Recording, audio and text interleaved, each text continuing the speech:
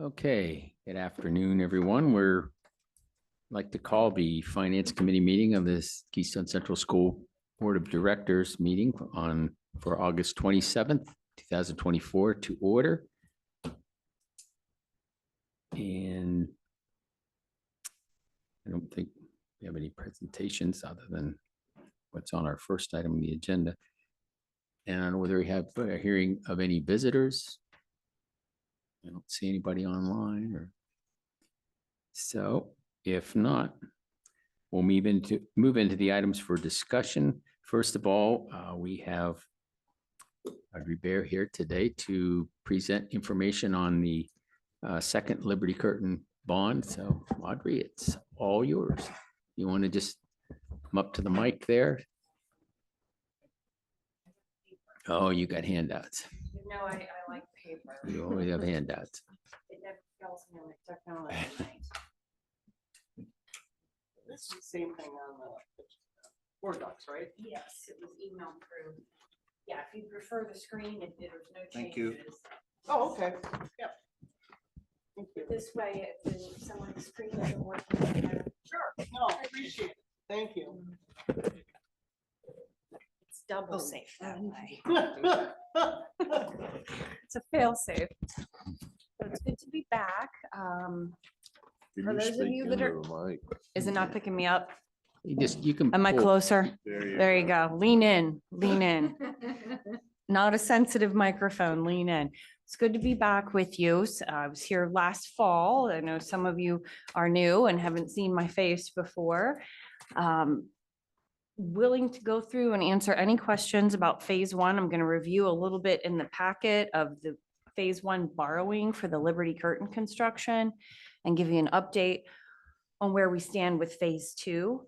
It is time to move ahead with that as the funds from phase one are depleted or close to depleted. So it's time for the second round. I'll get into the packet unless there's a opening question from anybody. Okay.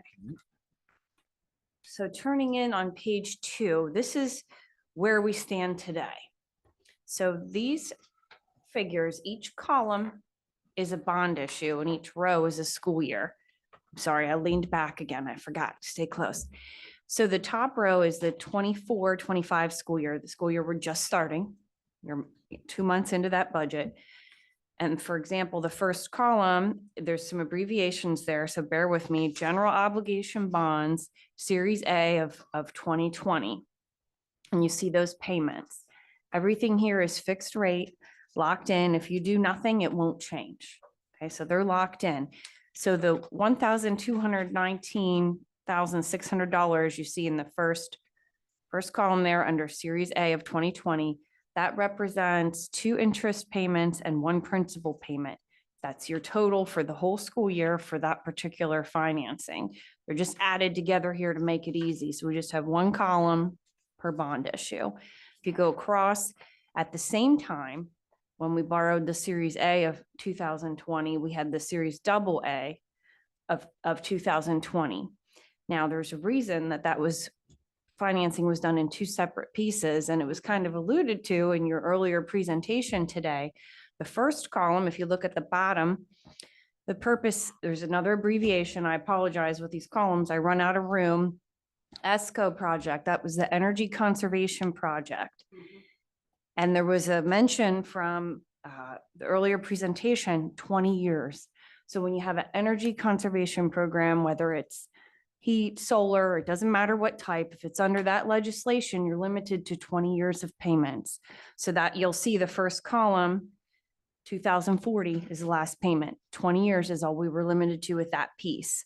The other piece, the Series AA of 2020, we financed at the same time. You'll see if you go down that column, the payments are smaller for the first 20 years, and then year 21, it jumps up. Well, the aggregate of the 2 columns is the same. So that was on purpose. Once the financing for the energy conservation paid off, the traditional construction project payments took over, so to speak, in 2041. And that was for some various projects that were completed at that time. With me so far? Yep. Okay. 2023, last fall when we were here, excuse me, we financed 9.9 million toward the new Liberty Curtin Elementary School. That was the first, I'll call it the first bucket of money toward the project. Now, in being in contact with your administrative team, those funds are getting spent down and are going to be gone here in the next couple of months. So it's time for the second bucket of money, which was our plan all along. We knew we were going to finance in two pieces and we wanted to keep it under 10 million per calendar year, not school year, calendar year. So that 2023, that money that came into your bank account in December of 2023. So now that we're in a new calendar year of 2024, we can borrow anything under 10 million again and receive the lower interest rates. We call them bank qualified rates for any year under $10 million. So that's the reason we're doing two. Cutting them up. That's And one we- of the we- reasons. Absolutely. One of the We're main going to keep, reasons. right. So we want to keep you with the bank qualified interest rates. And also last winter, you didn't really need to borrow all the money yet. Right. You didn't need the whole 19, 20 million at one time. You weren't spending it all in one year. So we waited to borrow the second piece, obviously after the first bucket is depleted. With me? Okay, the next column there, guaranteed energy savings, that ties out to the first column, the Series A of 2020. That was the original dollar amount that McClure guaranteed against those payments, Series A of 2020. And then, of course, the total on the end, and you see currently just over $2 million a year. So that's all your principal and interest, all fixed rate. It's as close as we can have it year over year level on purpose, because, yes. Oh, I'm sorry. Go ahead. So just so I think the confusing thing is this is letting the public and us know that the only money that we have borrowed out of all of our different categories, budgets, this is the only money that this district actually owes with interest. Yes. Now, I don't know if you have lease agreements or if you borrowed money against maybe trucks, plow trucks or something like that. This is debt considered by the state for DCED approval. You may have like a lease on computers or trucks or something like that as well. And yes, there are Mhm. a few leases for equipment and things like that. But I just want to make sure everyone understands that this is the only, minus leases for trucks, things like that. This is the mhm. only debt the school district is carrying right now. Yes, it Okay. is. Yes. It's Thank you. all the debt considered for the state purposes. Any questions about where you stand today? Nope. Okay, so Clear. the next page, this is an interest rate chart based on a 25-year bond rate. Now, it's not the exact rate you're going to pay because it's for 25 years and our bonds are going to be from year one and out much longer.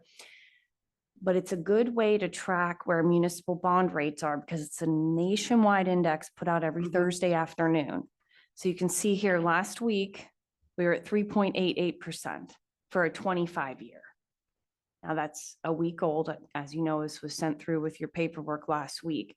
So just to give you an idea, if you look back on this chart, we have to brag about, if you look at the bottom, 2020, Mhm. we got a little bit of luck, a little bit of good timing, but the first two borrowings that you have, that First Energy project and the other construction project from 2020 have record low interest rates. So that's helping. That And they're keeps those locked in. interest payments. And They they're are. locked in. Yeah. Yep. Everything is, yes.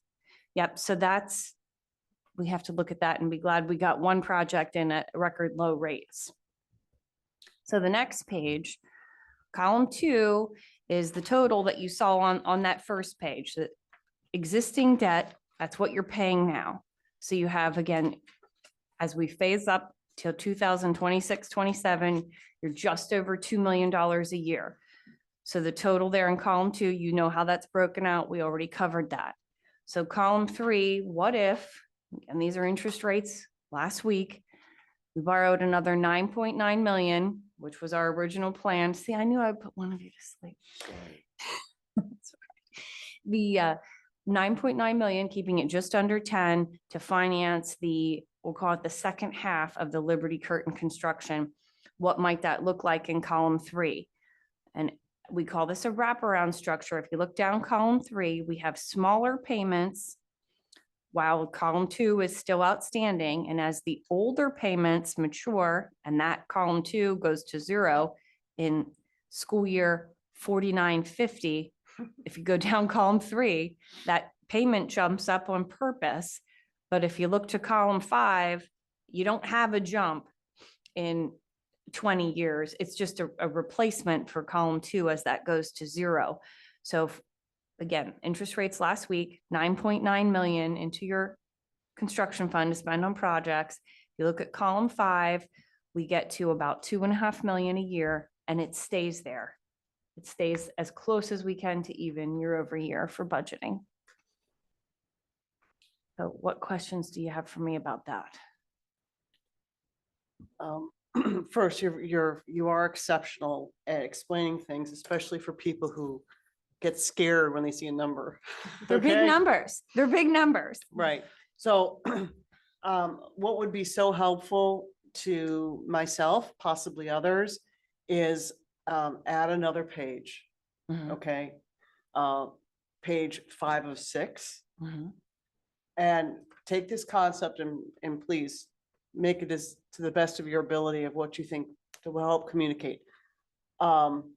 So we all understand the final totals of how much debt the school district is taking on, so people won't have to, like, if I look at this, I don't understand is the total debt that we're taking on for Liberty Curtain and the energy projects that we did for the other schools. Mhm. If that could be broken down, one is for the energy project schools, how much final debt we have. Mhm. And then for Liberty Curtain, what the final debt is, because when I look at the 69,530,000, what's that number mean? Right. Well, let me just cheat and look back. The 2023, the money that we borrowed last December is 19.4 million. So, and I'll put it together. Which chart are you reading from now? If you go back Page to 4. page 2, Page the 2. series of 2023, there's a total of 19,466,000. That's Liberty Curtain money. Okay, So we can put a page in that adds column 23, or excuse me, series of 2023, and then it adds the proposed. Now we have to go back to page 4. Mhm. So column 3, the proposed 2024, which is 20.5 million. Mhm. So that's the number you're looking for, the 40.5 million. You just want that on a separate page. Yeah, Liberty Curtain Mhm. separated completely out from the energy projects. And then if you could show, like, this one is for the energy projects for Mhm. the Mill Hall High School, completed. Mhm. And this is for Liberty Curtain. So, I yeah, so think the the- 40.5 million roughly, obviously, I'm just eyeballing that right now, is the Liberty Curtain principal and interest payback. Mhm.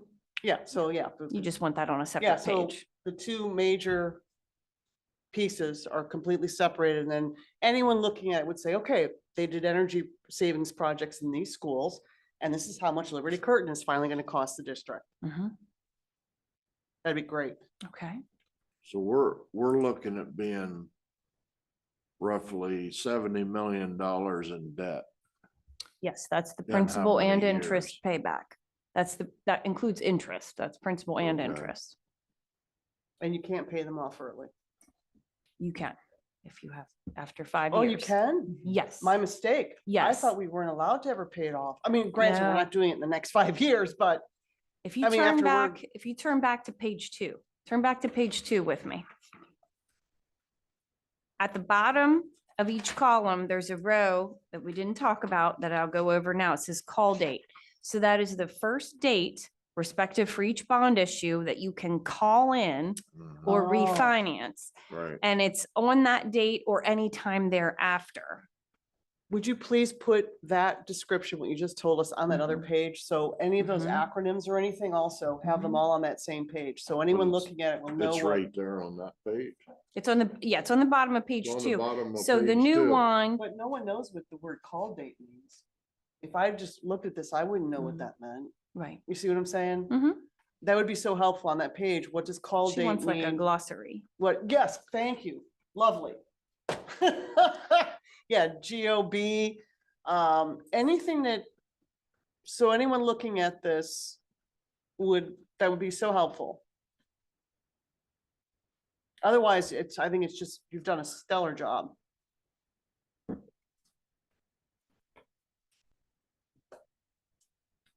These are, I just want to make sure now, especially with, now you bring up the call dates. These are bonds we've issued that I'm What- confused about what kind of, what bonds are going, what kind of bonds these are. And Mhm. you're talking about us borrowing money, which, Right. And- So they're general obligation bonds, which is a are we municipal issuing bond. them? Yes. All right, that's all I need to Yes. know. Okay. And That's- you want me to Go elaborate? ahead, go May I? ahead, please. Okay, so how it technically works, what my company does, we will wire you money. I'm gonna wire you $9.9 million, and then we have the bonds in $5,000 increments, and they get sold to the public. Gotcha. So Grandma Smith on Main Street can call her stockbroker and buy a Keystone Central bond in a Mhm. $5,000 increment. That's how they're sold in the market. And sometimes someone might have one of your bonds from 2020 and sell it. You know, it can be traded in the market in the future, but at the initial issuance, the initial borrowing, my company actually buys them from you and then sells them to the public. All right. Very good. Yep. And what's the interest rate that we're paying, that we're guaranteeing? Well, you're not Well, locking in interest rates just yet. So what I showed you in here for 2024 are the estimates from last week, which have an average of 4.5%, which is what's available in the market last week. Now, till you make a decision to move ahead and we lock interest rates, could they be a little higher or a little lower? Yes, yes, but they're going to be close to this. When do we have to lock in? Well, Wow. I'm not pushing you to Hmm. lock in interest rates anytime. What's driving that is your bank account being low. So my understanding is we're going to proceed soon. If you decide, I know we have discussion on September 5th. If you decide that you want to have the formal resolution at your voting meeting the week thereafter, it does require a roll call vote of the board. And then after that date, we can move ahead and lock interest rates. Yeah, because the rate we get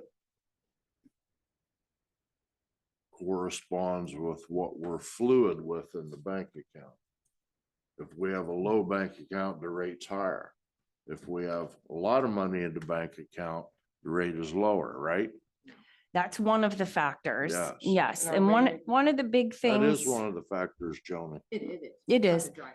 It is one of them. The other thing that the rating agencies really look at is if you're spending down your reserves. Right. So if you have, even if it's a big bank account, let's say you have a huge amount of reserves, Mhm. but you're slowly spending that down because they look at 3 years worth of audits plus Right. your current year. And if you have a trend of spending it, you know, they raise the flag. Whoa, what are you guys doing? You have to have a Mhm. balanced budget. You can't spend your reserves consistently. Right. So there's things like that. They also look at things you can't control, like cyber and charter enrollments and the local economy. So some things you don't have control over that factor into your rating. But, and I know it's not popular, but I'm just telling you, the slow, steady tax increases rather than a 0, 0, 0 and then a jump. So you're being kind of proactive and taking things Mhm. slower. Those kind of things are the positives that you as the board have control of. Is there anything else that the district can do to help get a better rating that we haven't done already? No, you personally have heard from me enough times. You know what you need to do. Well, I'm just, maybe there's Yes. something new or, Bring those cyber kids back. You know, I know you're trying. Those are the things, those are the big money. You obviously don't have control over your special ed costs. Hmm. You don't have control over PSERS, but these are the things that they look at because it's the things that make a big difference in your finances. Okay, So bringing those cyber kids back, slow and steady with tax increases. Don't you can spend some of your money, but don't spend all your emergency reserves down. okay. Those are the things you can do. And sitting through your facilities meeting and hearing how you're planning ahead, they ask about those things. They say, do you have a facilities plan? Do you have Well, see, there- budget I money for didn't know those that. things? That I Yes. didn't know. Mhm. That's really helpful. And you Audrey. do that. You said, what can you do? Well, you're already doing these things. You're already doing these things. Okay, They were very interested, that's all part of a rating call, very interested in the health of the fund balance, where that Sure. money sits. And we had a Mhm. very healthy, fund balance, which again afforded us to have a very positive rating. Mhm. great. So if the interest rates, the federal interest rates do go down a little bit, that won't directly affect our bond rating? I mean, not our rating, our percentage? Not directly. Okay, Not directly. If I may, how that affects bond rates is Yeah. when the Federal Reserve cuts interest rates, your investors, Grandma Smith is now earning less money in her savings account because Yes. rates are down. So now, well, maybe a bond will give me a better return on my money. So that's where it brings bond rates down, is because the things you're competing with come down. okay. So it won't be substantial. Unfortunately not. Sure, no, fair No. enough. Fair No, enough. we need, if you want substantial, we need a pandemic worldwide crisis of some type to make a Option number big 2. move. Option number 2. Let's, That's when you get a big swing, sure, sure. which we, and again, nobody wants a pandemic, but we did get to take advantage of that last time. Yep. What else can I help you with as you're preparing to move ahead? If the school board decides not to take, so we had the 9,000, we have the 9,000, and those are gonna be the last 2 we take out, right? Yeah, 9 million. 9 I mean, did I million. say 9,000? You Yeah. did. Well. I wish I it got- only cost 9,000 to build that building. We'd build a Sometimes I couple like of being them. wrong. We did the 9 million already. Yes, It's almost gone. Now yes. now the board wants to take out another 9 million, but then that'll be it, correct? That was the plan when we started this That's process where I'm- last That's where fall. I'm going with this. That's it, Well, I right? have no control over change orders or things that happen with your construction project, but that was the plan. Now, the project was a little more than that, but you had some reserves to pay for. And we the- still have the opportunities overages. to bring the price down with extras. We do have an opportunity. You certainly do. You certainly do. You have months of, I said change orders and I didn't, that gives a negative connotation. I should say changes to the project. It could be a plus or a minus, but as you make changes.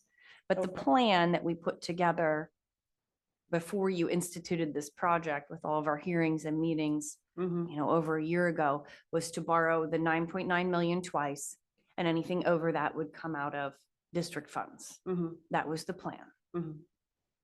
Yep.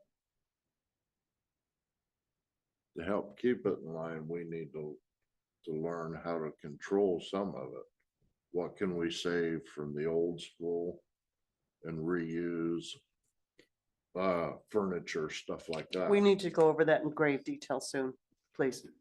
And if you Uh, need a just motion look or for if we where need we to can- write a letter to get it on the agenda. To look where we can I guess, hopefully the- cut some expenses. I guess the question is, at this point, are we on or below budget for the project? I Yes. mean, I'm assuming from what I've heard to this point that we are. So instead of, I'm going to tell you right now, I'm not going to nickel and dime that building by putting in crappy old furniture and stuff like that. If you're going to, you don't build a new house and put your old crappy furniture in. I did. I didn't say old crappy. I said No, stuff but that's I don't- fairly I'm sorry, that decent. was facetious. I'm sorry, but Stuff that's fairly decent, why not get its lifelong use out of it? Yeah, and we're certainly Well- looking at that, and there's a That's what couple I'm of classrooms saying. of furniture that we're already planning on moving over. Much of the furniture there is on the order of 30 or 40 years old, and we're not planning on. bringing Yeah, that that over. stuff, I totally understand that. But yeah, I'm not saying you can't reuse some of that stuff, but I don't want to put stuff in there that's old and used and seen its better days, is my point. No, I would not agree with that at all. Yeah, and we're going through it with a fine tooth comb to. make That's sure all that I we're asked. Saving every dollar that we can.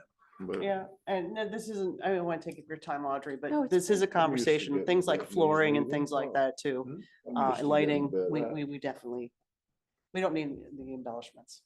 So is the recommendation of the committee, you would like to see this with one more page at your work session? I feel comfortable with it, with the understanding that we have no choice. And that, you know, your explanation is fantastic. So, and, you know, We'll plan for that.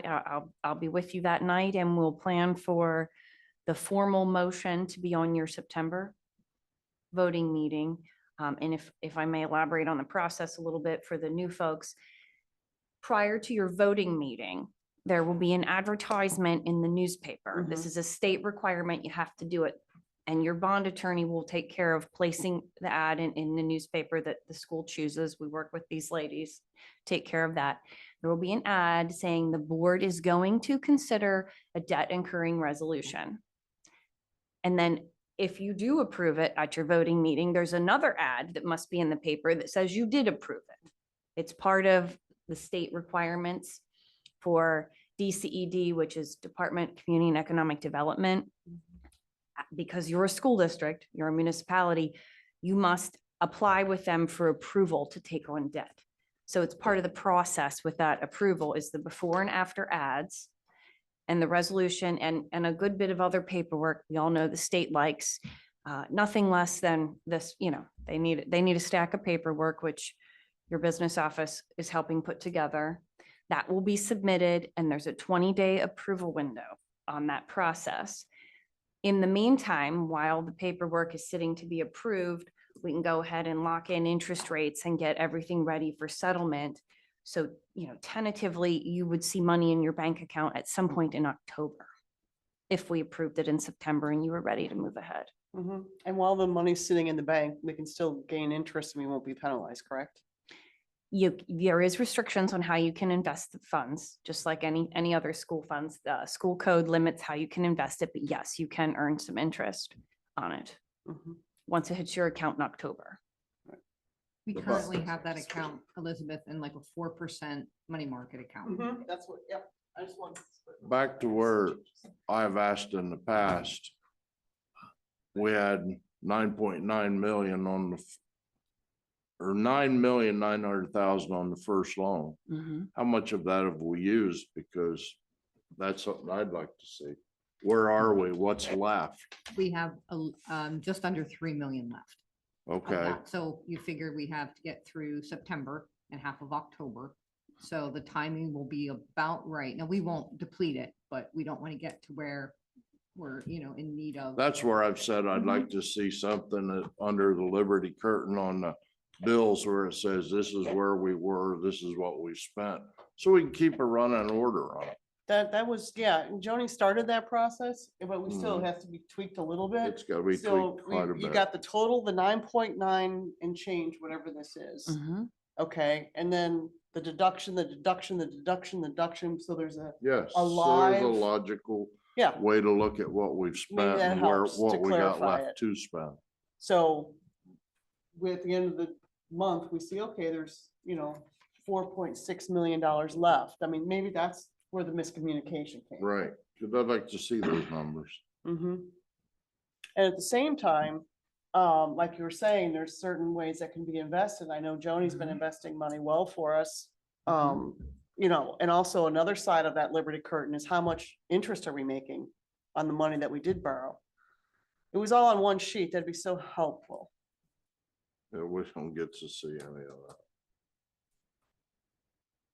And of course, that's going to depend on the draws and your construction draw schedule, how quickly the money is Right. being spent. Obviously, you can't tie all of it up in CDs or investments because you need it. Right. You need it as you move ahead. So, and Yep. I didn't mean to interject. I know that question was directed to Joni, but No, it's- no, you're absolutely right. But if it is, if any. some of it did has make to be any kept interest- cash. You're striking checks regularly out of this account. Mhm. So sometimes that's hard to predict as well. again, construction, it moves. It Right. moves. They give us a draw schedule and they guess the best they can how much they're gonna need each month, but it does move. Some things come earlier, some come later. Right. That's why I'd like to see where we started, what we've spent and where we are to date. And Joni will have to get that for you. I don't have access to your bank accounts. No, no, you I got somebody to laugh. I try. I got Although one- maybe the one public will be giggle. like, I heard that Audrey. Yeah, she's gonna put together those statements for us.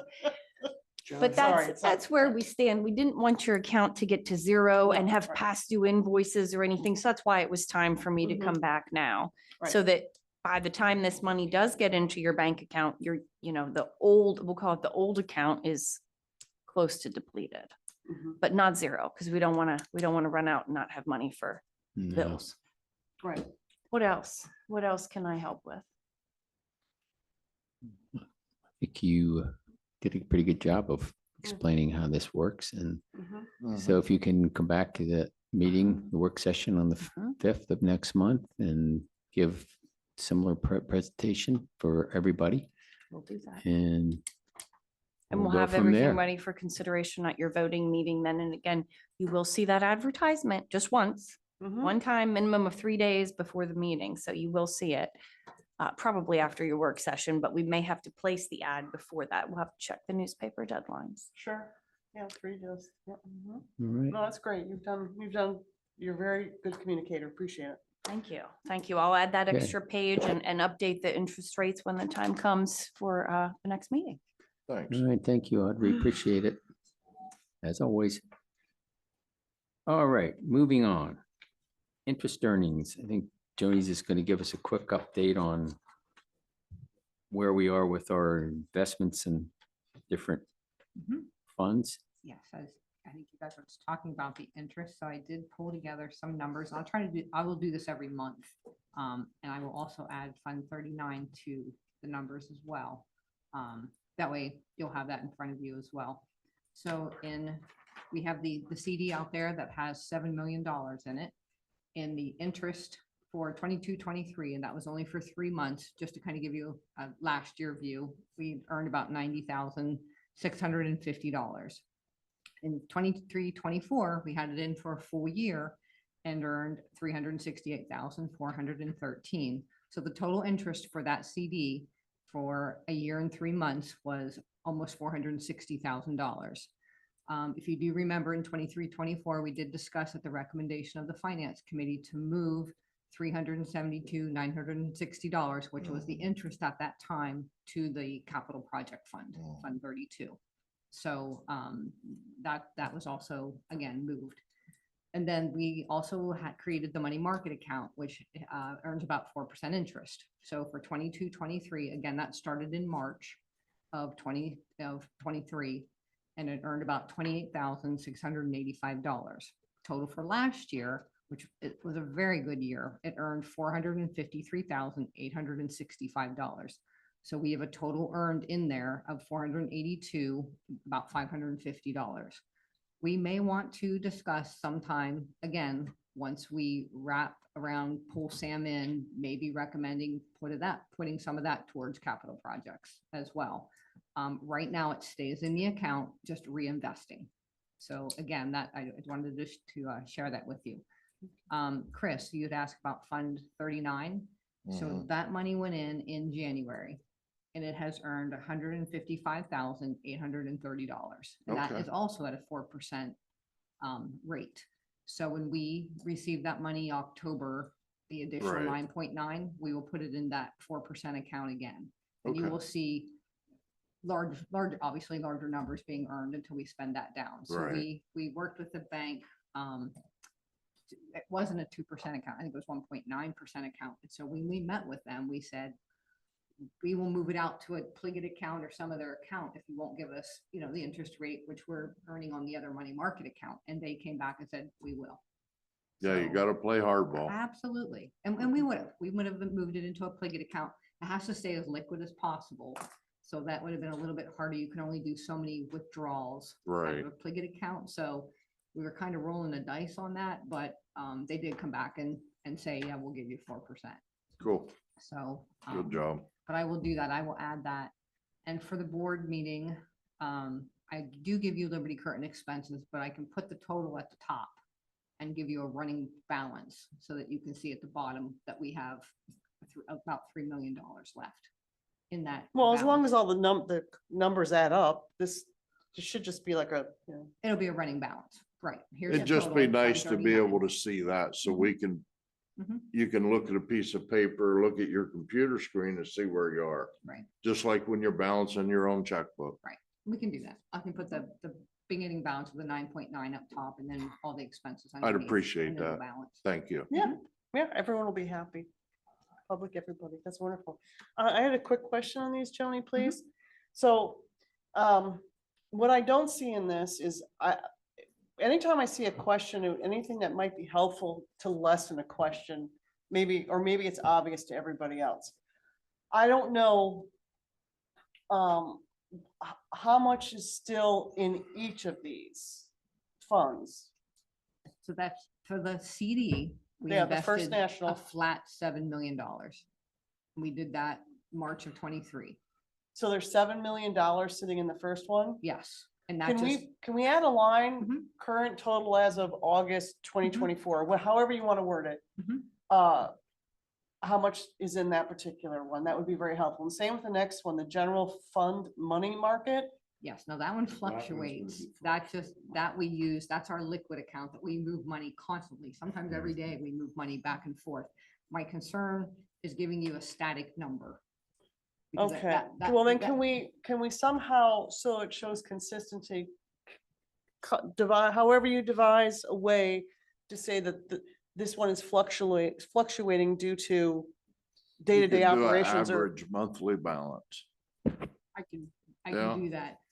Just, and I can, so July through December, it's quite high because we're collecting all the real estate money. Mhm. Sure, and then all of a So- sudden it drops. Yes, and then January, it looks pretty good. February, March, April, we're looking, a little bit lower. Right. but- And I can kind of run you an average. That would be For the- just- For the month, I'll run you what the average balance was. and- Right. Okay. we can That do would be that. lovely. Yep. That would be very helpful.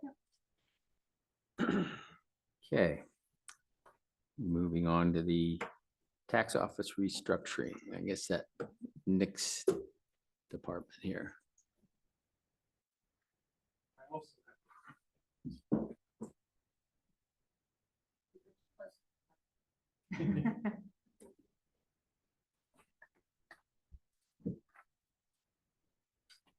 Yes, thank you.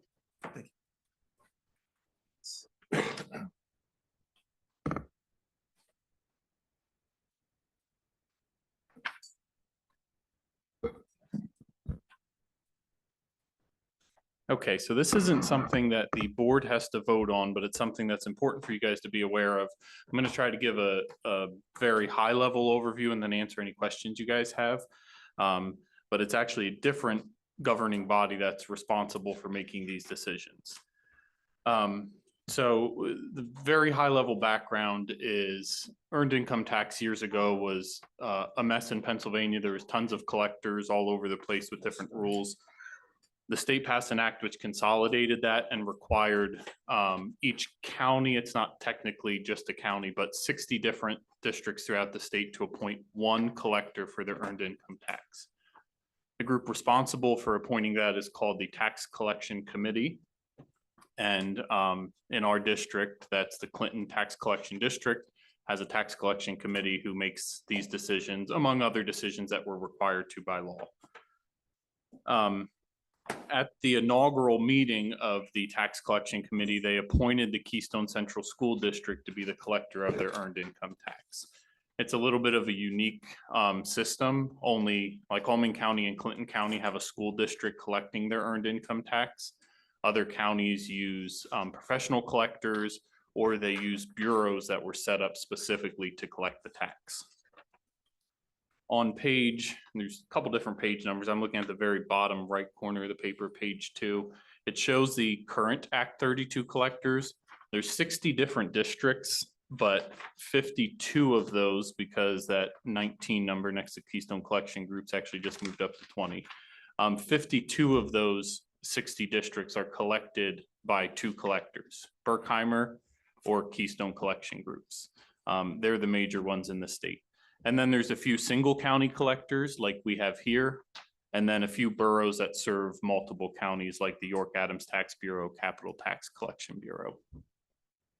The TCC has explored for the last few months what our current system looks like for collections, and then what it would look like to hire or appoint a new Act 32 collector, a new collector for earned income taxes. I'm sorry, excuse me. Yep. I'm sorry, the committee told you to do this?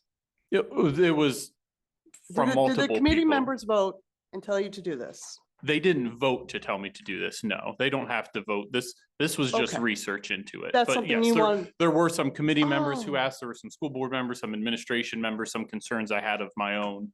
Oh, okay, so you but- initiated this, okay. Right, but the All right. TCC would have to vote if they want to change collectors. Okay, but they did not initiate this. Okay, thank you.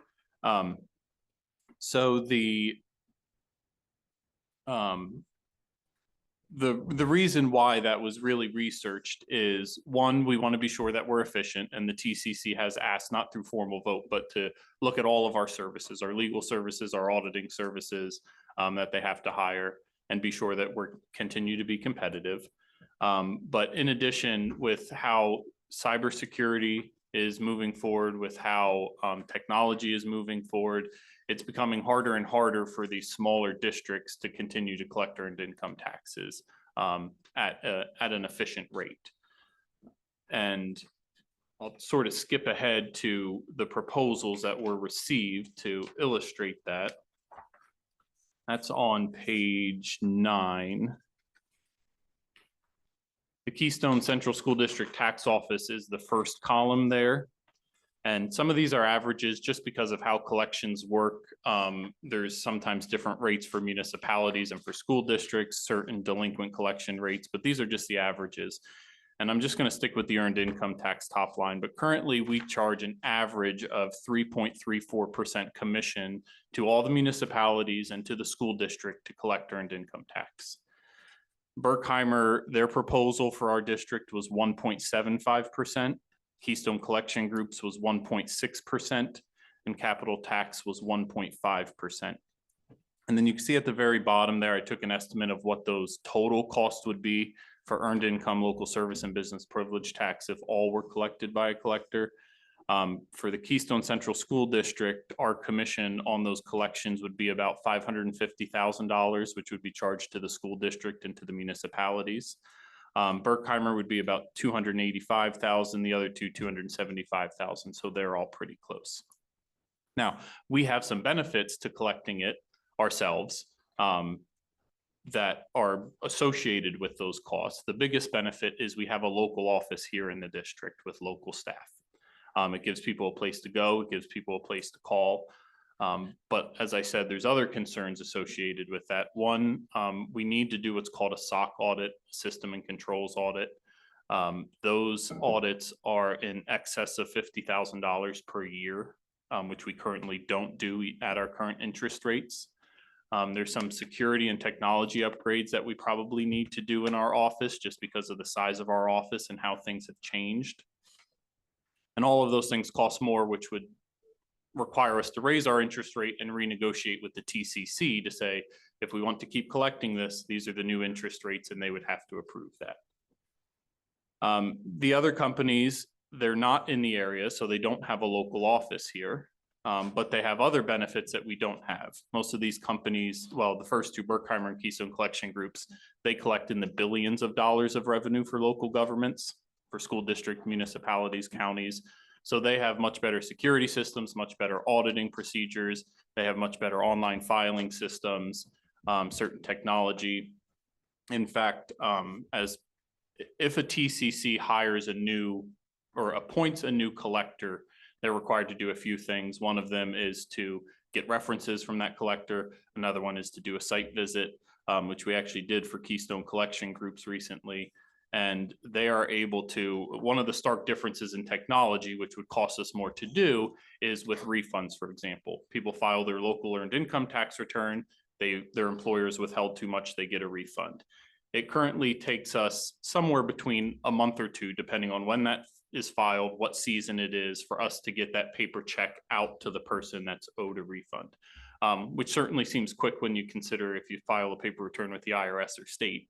But somebody like Keystone Collection Groups, if that withholding's correct, and they have that withholding from the employer in their system, and that person files online, they'll get that refund sometimes the same day electronically into their bank account.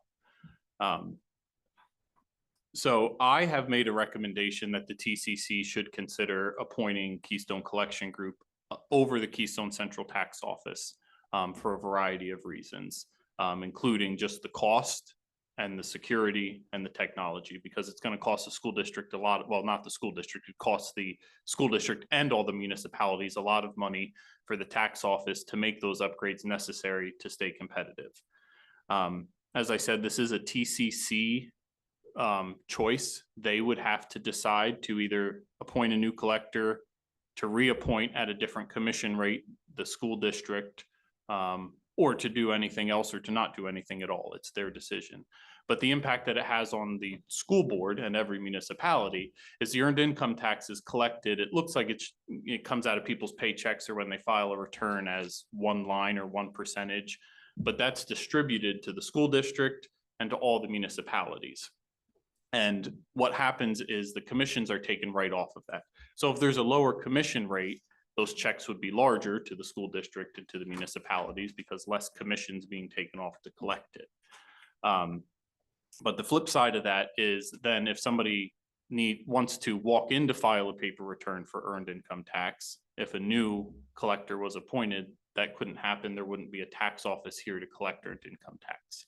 Now, every municipality and school district would still have a say and could act as a liaison, if you will, with those taxpayers if there's an issue outside of the taxpayer's control, but they would be working more directly with one of these other collectors, which, as you can see, happens in a lot of other counties, and it's how the state federal government works.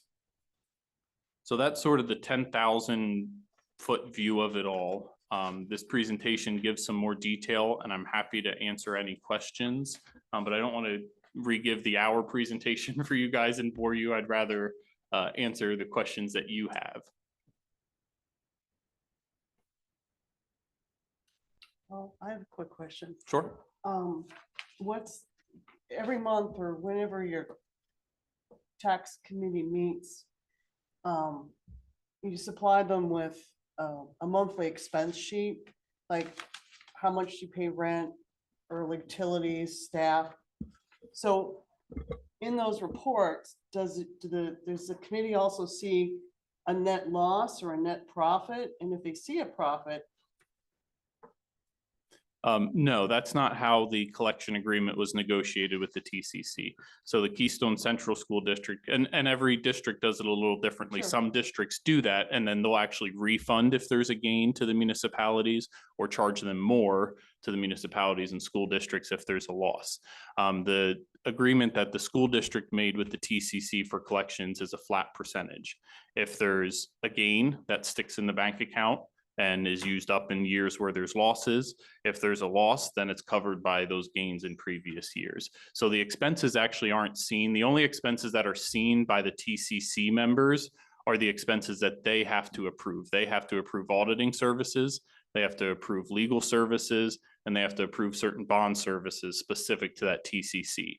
The cost of operations, the school district acts as a collector that's appointed by the TCC as like a third party collector. And they just say, we'll do it for this fee.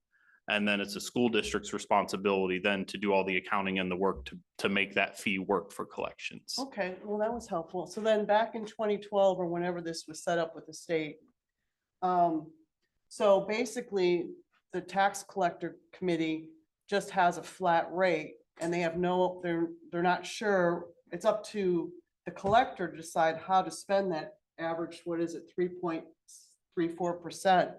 And I understand that if that's the way the contract states, that's the way the contract states. So that was very interesting. Okay, thank you. Yep, absolutely. Why all of a sudden are we wanting to get rid of doing this? Well, my recommendations are at the end here. I have some concerns, as I said, and I don't want to get too much into the security concerns, but one, auditing. The major collectors do a SOC audit, and it's actually required by law for a new collector to be appointed. If the school district would be reappointed, we would have to get a SOC audit done. We should get a SOC audit done anyways.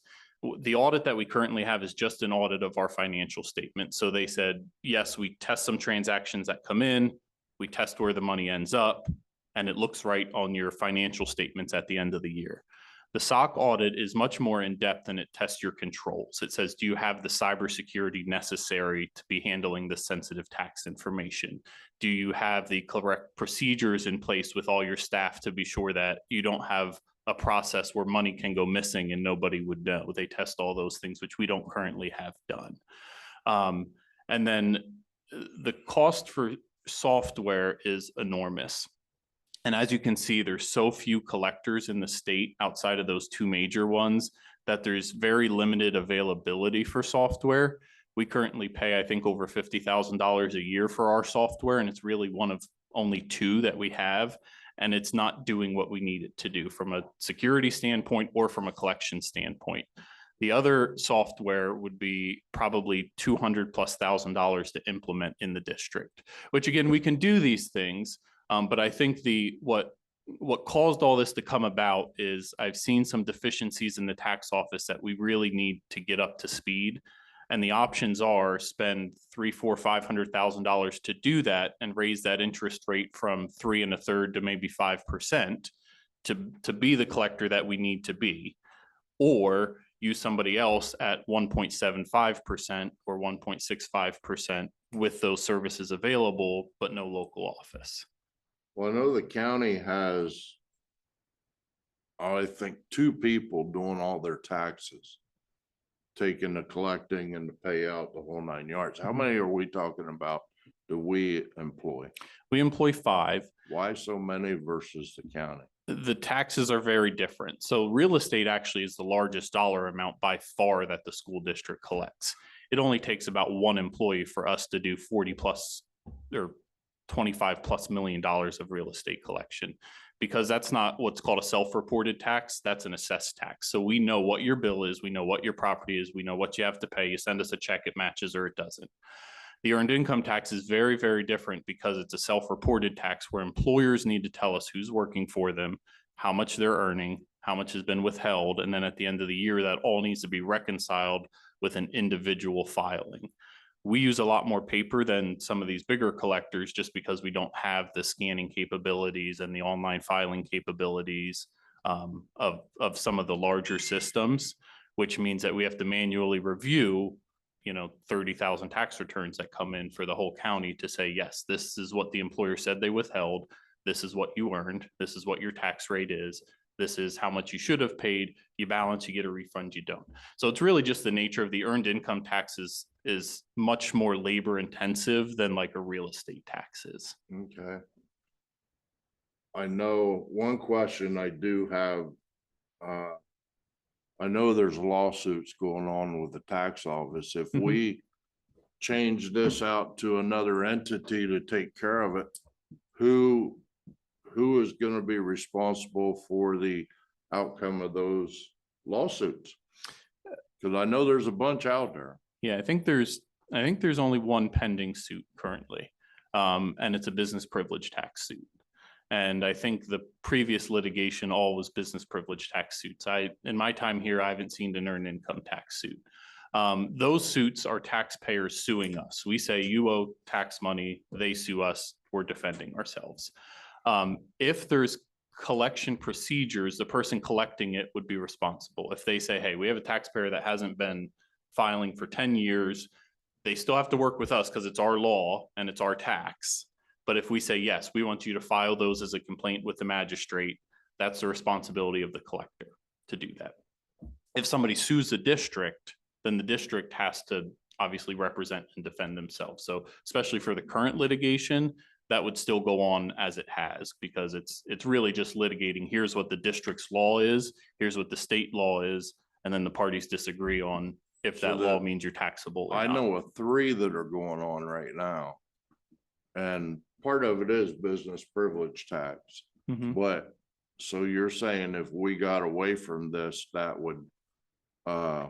follow on to whoever's gonna be collecting.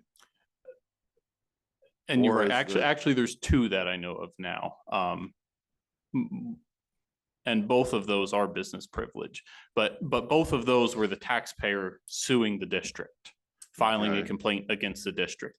So that would still be our responsibility to handle.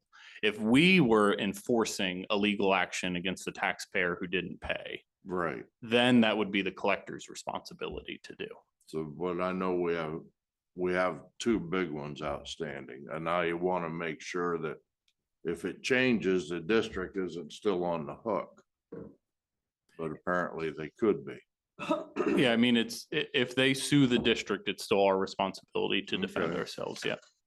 The business privilege tax, is that something that's gonna go on? I hear there's talk about it going away. I know there's multiple businesses that don't want to pay it and feel it's unconstitutional. I know it hurts small business.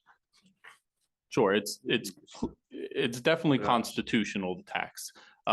If it goes away, there's only two ways that it can go away. One, the state saying, get rid of it, which they haven't done. And there hasn't really been any motion or activity to indicate that the state will.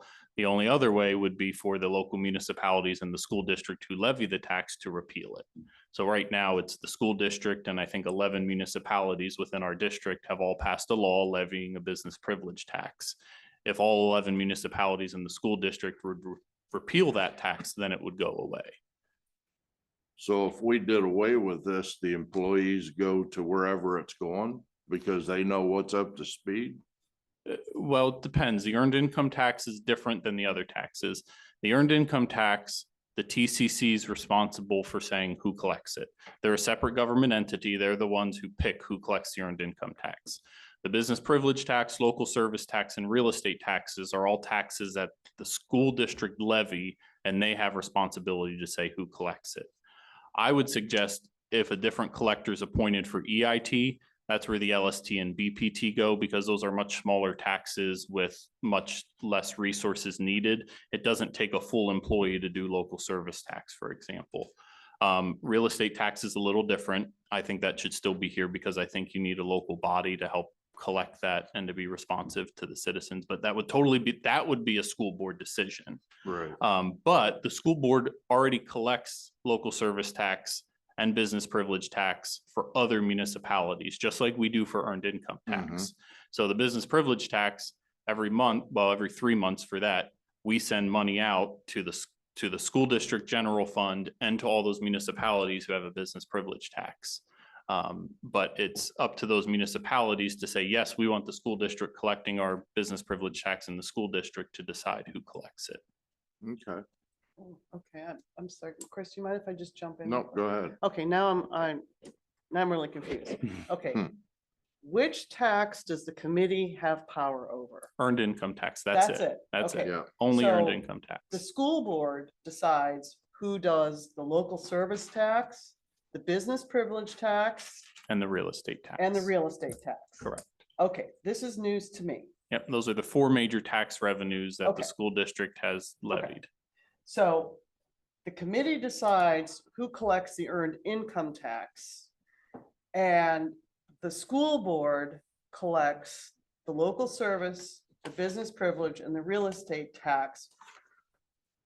But the committee decides, the committee has the contract with the school district to collect the earned income tax. So that's the only thing that they're actually paying for. They are not paying for the local service tax, the business privilege tax, or the real estate tax to be paid. That's coming, the district is charging the tax office that. How it generally works in most places Well, no, is- I'm sorry. How is it working right now? it- When you say that you got 3.3% here. So the committee, the contract, you said there was a contract with the committee to collect the taxes, and I was always under the impression it was all the taxes minus what the Hmm. county does. So I am ultimately confused on the school board has full say-so over the local business who collects it, the business privilege tax who collects it, and the real estate tax who collects it. that means that we would also be in charge of the contract. Correct. So, and I'll give you how it generally works, which is the same as how it works in our district, just with a different collector. So how it generally works is you hire a collector whose job is usually only collecting taxes to collect your earned income tax. That's the biggest, that's the hardest, that takes the most staff.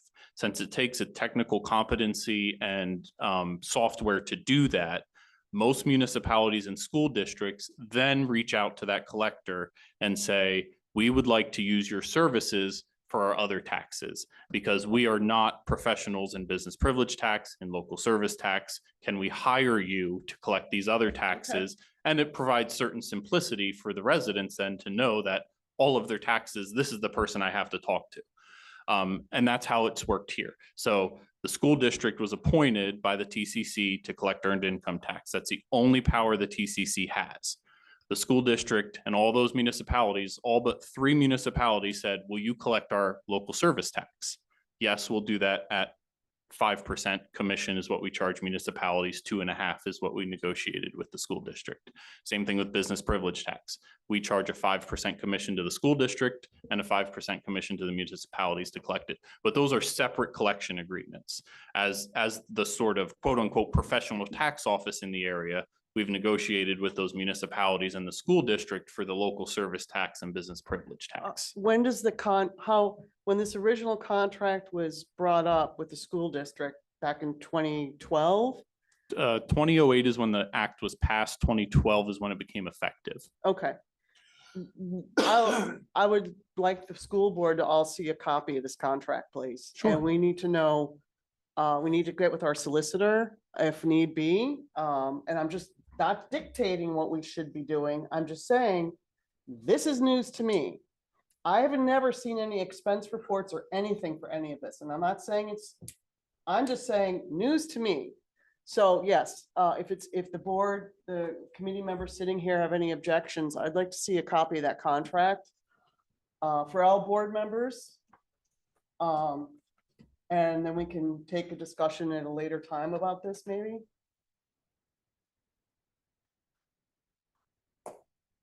Yeah, and the reason why, I mean, it is in the district budget, but all of the expenses from the tax office currently comes out of those commission percentages. So the staff that are there are school district staff with school district benefits under school district contracts, but the money doesn't come out of the general fund. It does, and then it's replaced immediately. It's expended from the general fund and then reimbursed from the tax office. Okay. So it's out of those commissions that are charged to both the school district. That 550,000 number there is what covers all of those costs. That's Okay. why I kind of am like I've hammered on poor Joni. I'd like to see it, something that says, this is what we get a year and this is what we spend out. Because is the school district losing money every year? Yeah, Because benefits and everything Yeah, yeah, Healthcare are costs. crazy. yeah. yeah. And I'll be honest with you, I'm a little angry right now because all this time I was wrong. I was blaming the tax office for not having updated software. And, you know, kind of pointing a finger at the tax office when in fact it was my fault. I didn't know you guys needed software and it's our job to make sure you had the software. Okay, so I'm a little angry right now. I will process this, but I can't imagine, I mean, appreciate how much information you're giving us today Sure. because we can do better. Right. Okay, we can do better. And we also have to remember that sometimes those software needs are different. Like I said, real estate's a totally different animal from earned income tax, and real estate information is not confidential. That's public information. So there's a lot less safety or security concerns with that. If somebody hacked in and stole all of our real estate information, there would be nothing that would be confidential there. Now, we charge a fee to access that just to help offset some of the cost of, you know, paper and printers and staff and all of that.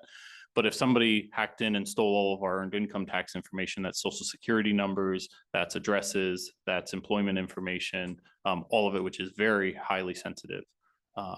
And also the need, again, real estate, you pay your bill, it's paid or it's not. Earned income tax, there's a lot more with employer reporting and reconciliation, annual filings, refunds.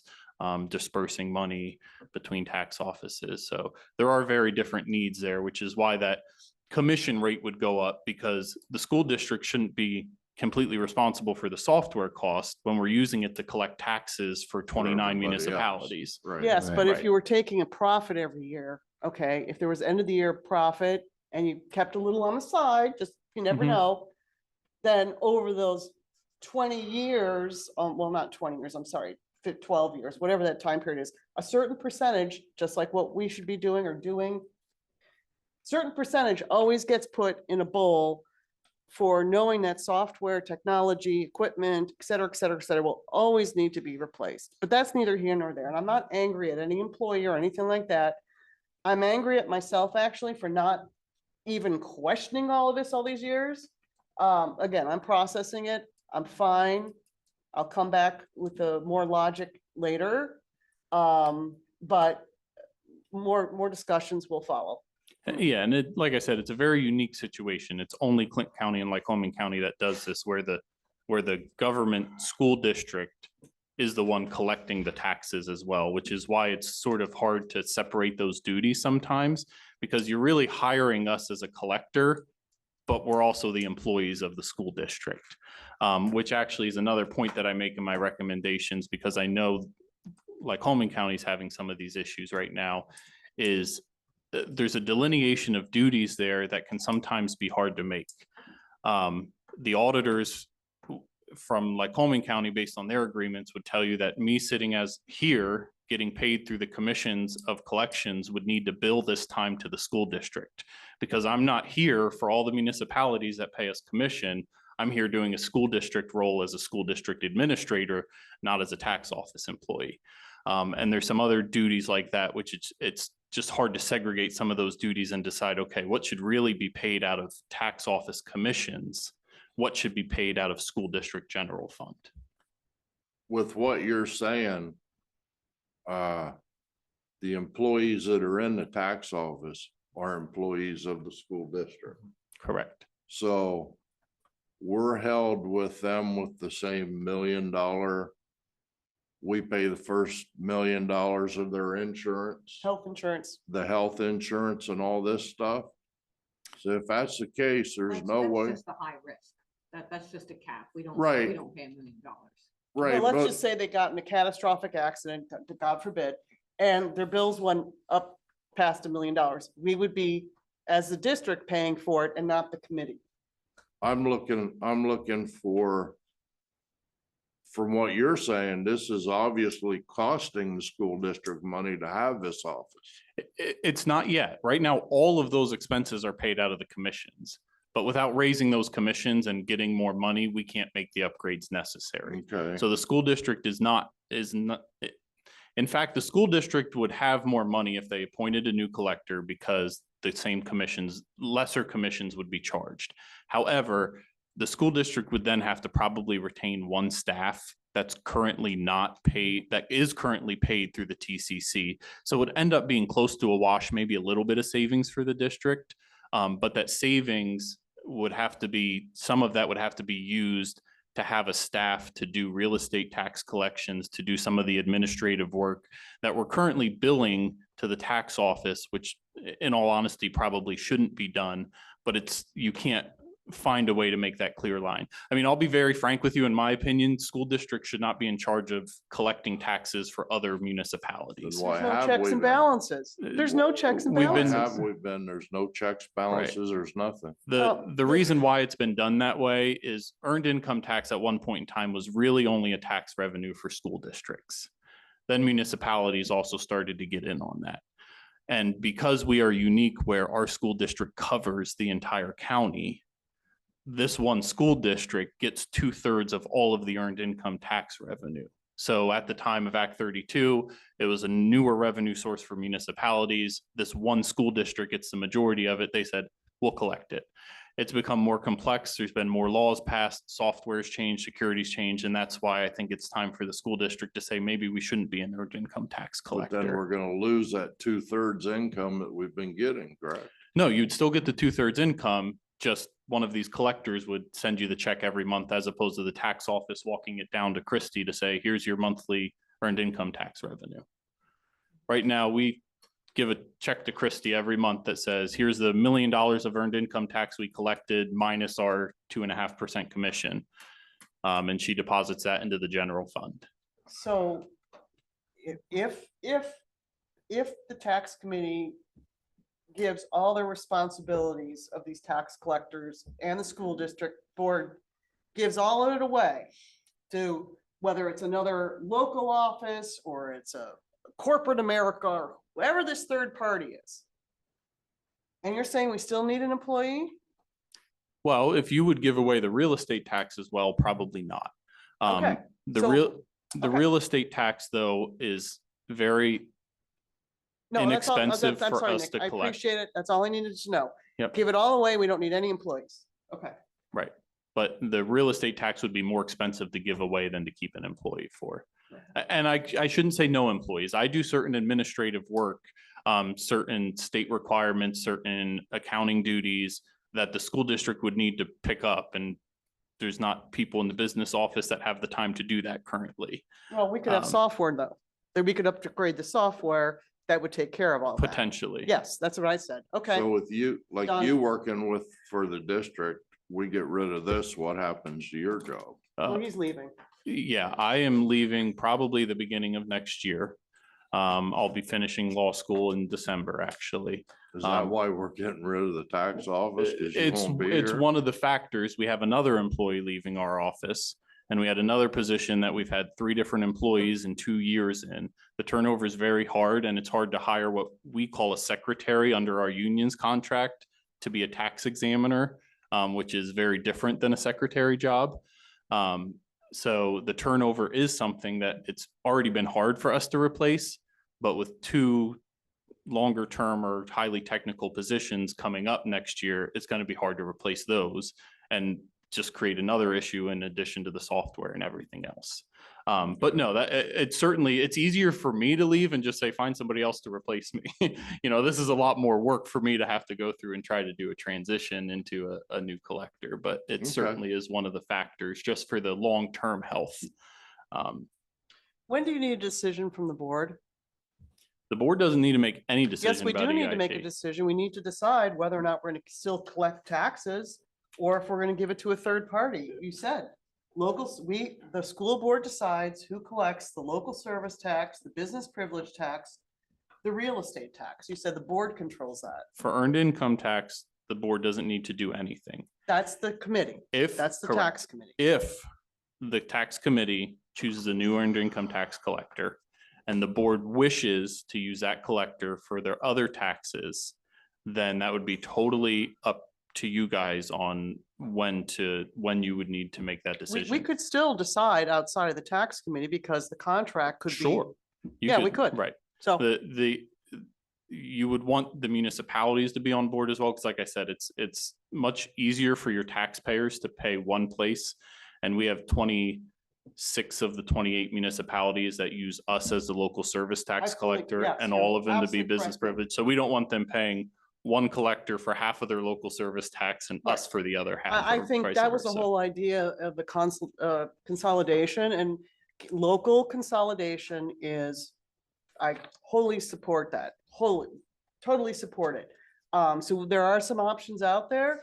This is gonna take a bigger discussions and more thought, but I think we can do better. I know we can do better. I know we can. I just think it's wild that we've been doing this for so long. And all of a sudden, we don't want to do it anymore. You're leaving, somebody else is leaving, so we just don't want to do it. If it's been such a good thing for us to do, why not look at doing it? Why are we just giving it up because 2 people are leaving? I don't understand why we gotta do this and all of a sudden we don't want to do this no more. Yeah, There's gotta be something That's what there. I'm saying. More discussions gotta follow. Yeah, Yeah. I think just to answer that question is, and I don't want it to give the wrong impression at all. The people in that tax office do a great job collecting the taxes. The money Oh, is I'm not where, saying they the money do, is it where it just- belongs. Why all of a But- sudden the change?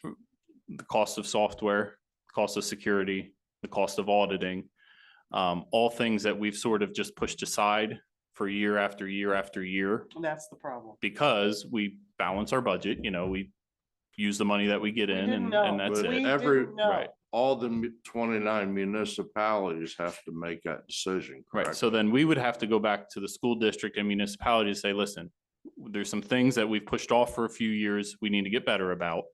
And then the justification is, does the EIT average percent of 5% commission, can you justify that for it to be here over a Keystone Collection Group being 1.6% to do the same job?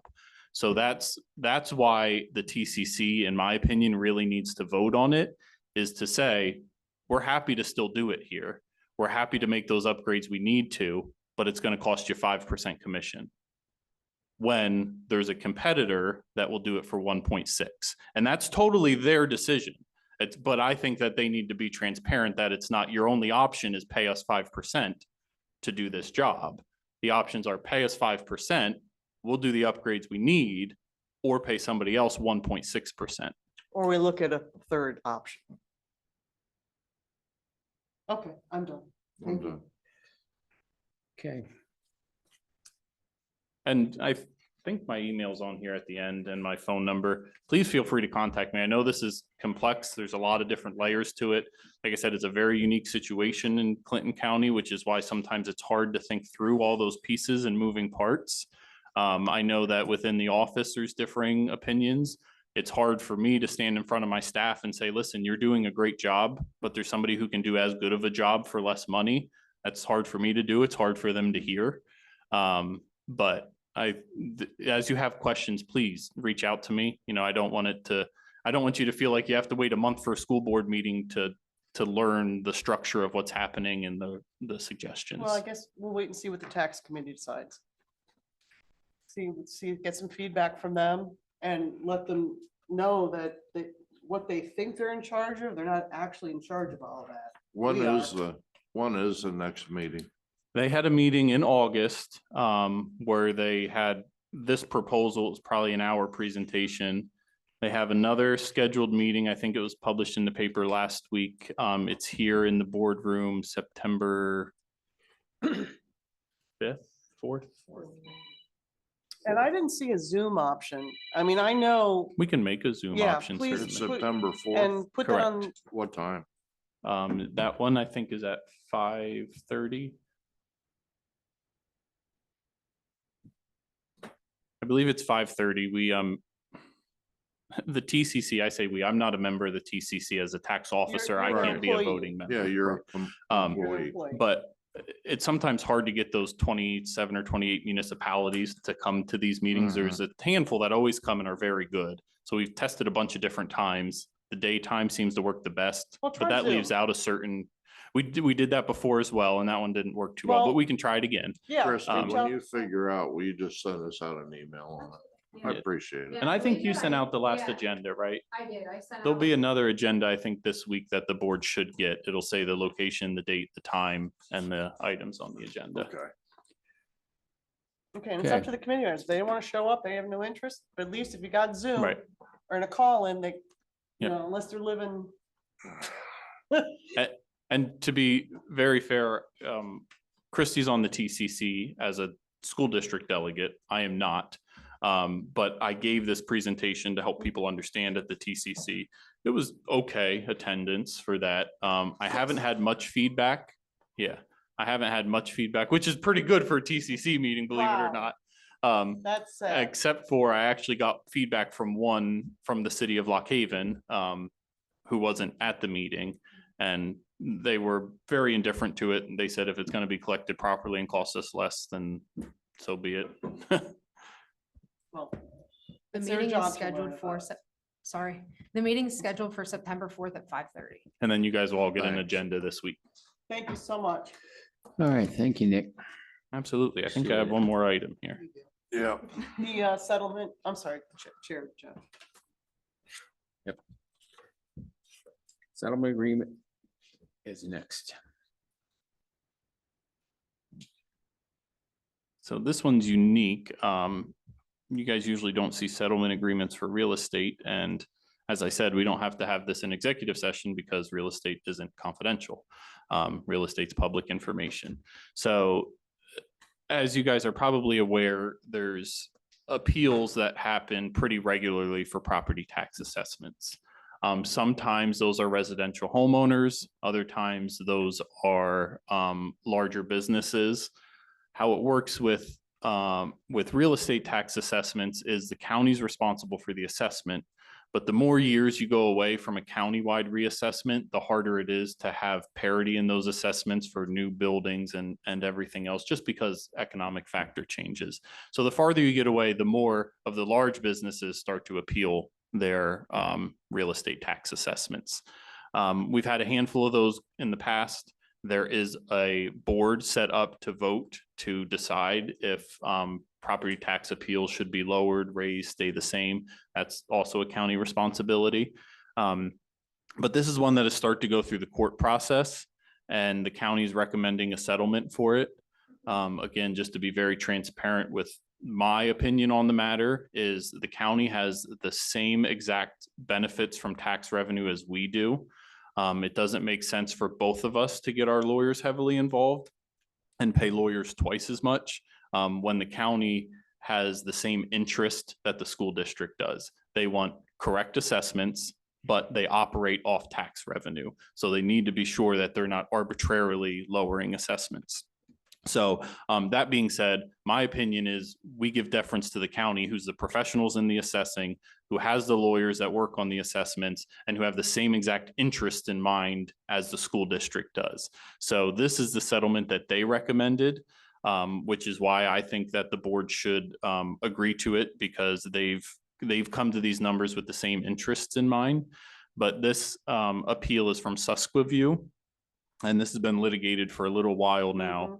And the settlement that comes out of this, and both parties, I believe in this case, the county and the Susqueview, have both gotten professional appraisals for the property, which is what led to these numbers for settlement. But the current assessed value of the property is about just over 6.5 million.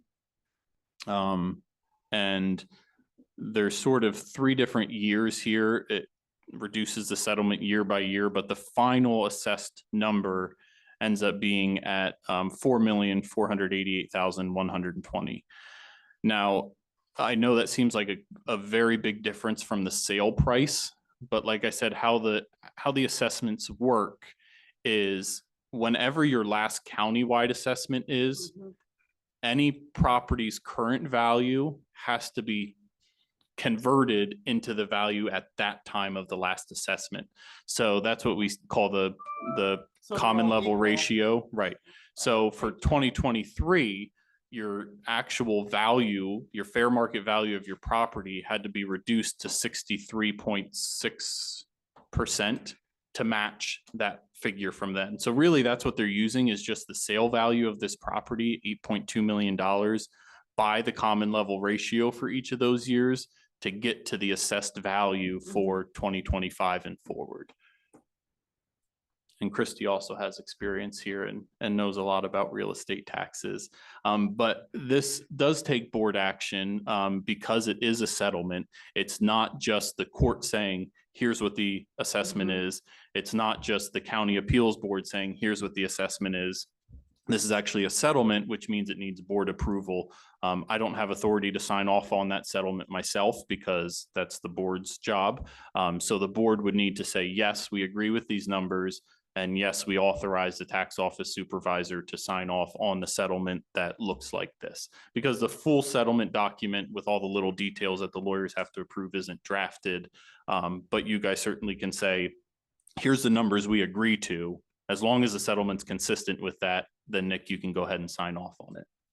Who were the 2 companies that did the assessments? I don't have those appraisals, so I don't know. There's Because certain. that was sold for significantly more than what it's assessed at. So there's a big chunk of money missing there.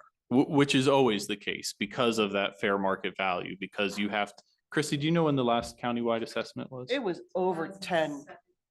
Right. So whatever your property is worth today, you have to make that in 2017 money.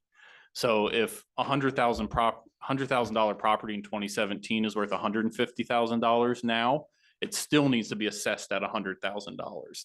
Because if you build something new today, you can't have it worth more just because of the economic conditions than everybody else who was assessed in 2017. But how does that work when you go to sell a piece of property? And when you're getting a loan on it, you have to get a new assessment on it, You have to get a new appraisal, appraisal on it. but not a yeah. new assessment. Okay. New assessments can only happen if it's a new build, if there's a countywide reassessment, or if there's a appeal, which taxing authorities have the right to appeal. Right. But it's almost only ever the owners of the property that appeal the assessments. Is this settlement coming back on when the county owns Esquiview? Or is it on the new purchase? This is or the new only on owners? since it became a taxable property, So this is with the new people. correct? Okay. Which is what they're Yeah, saying, it's that not that new sale was 8.2 million to 8.2 million in 2025 money with the common level ratio, which they have to use. It's a formula designed by the state, I think. They're saying with that common level ratio applied in 2025, that is a $4.5 million property in 2017, The county-wide reassessment was in 2007 too, sorry. 2007. I was gonna Yeah. say I was if gonna say, I was like, 55% doesn't After I thought about it, I'm seem. like, when I graduated here, I started work, so it was 2007. Thank you. I was, yeah. So, and what that They're common, due. yeah, They're what way that common due. level ratio means then, Unfortunately. in 2025, if the common level ratio is 55%, what they're saying is a brand new property with a fair market value in 2025, you can only assess it at 55% of that fair market value to make it match 2007 money. Mhm. So what you're saying right now, if I'm looking at this right, and you're saying that that building now is assessed at, we're gonna say 4,800,000? That's the assessment of it? 4.488 million would be the assessment, which would equate to a Well, fair that's in market value. 25. I'm Correct. talking, looking at 24. Yep, as part of the settlement, they sort of scaled it down. So yeah, in 23, they're going to agree to an assessed value of 5.2 million, 24, 4.8 million, 25, 4.5 million about, and then keep it at that 4.5 million until there's another countywide reassessment or a future appeal. Wow, that's a huge change. It is, and I guess the pros and cons of that is compared to the $6.5 million current assessment, it's the reduction of about $2 million in assessed value, which is about $25,000-$30,000 in tax revenue to the school district. On the flip side, compared to a county building, that's $4.5 million of new tax revenue, of new Right. tax assessed value. Which is the benefit of something coming off or back on the tax rolls. Mhm. So basically, they're asking us to be tolerant until they have The next- taxpayers take it in the shorts again? That's, And the alternative is certainly if we say no to the settlement, then it goes, the courts would have to make a final decision, which may be even less in our favor, in all fairness. That's the problem is I mean, I understand what you're saying, Chris, and it is frustrating. But is the question always is the same thing? What's the priority? I know, but it was a taxpayer-owned facility. And then it turned into a private facility, Mhm. and the taxpayers are still gonna take a loss on it, because it was undersold to begin with. Yeah, but maybe like I said, the only thing we can hope for is the next text, whenever the next, not that I'm saying we should have one right away. But, I understand. eventually, unless, of course, then you roll into that where they sell it right before the tax assessment. You gotta, well, anyways, doesn't matter. Okay, I'm done. Well, I think probably the best we're gonna do with it right now. Bill? Does anybody have an idea on what it would cost us in legal fees if we decided we wanted to challenge this? We could certainly ask the county their experience. Generally, counties will split those cost of litigation and assessments between the different taxing bodies. And certainly to advocate for our own interest, we could use our own attorneys, which would be charged. But as I said, the county has the same exact interest in minds as we do, so it's. It needs to be factored in.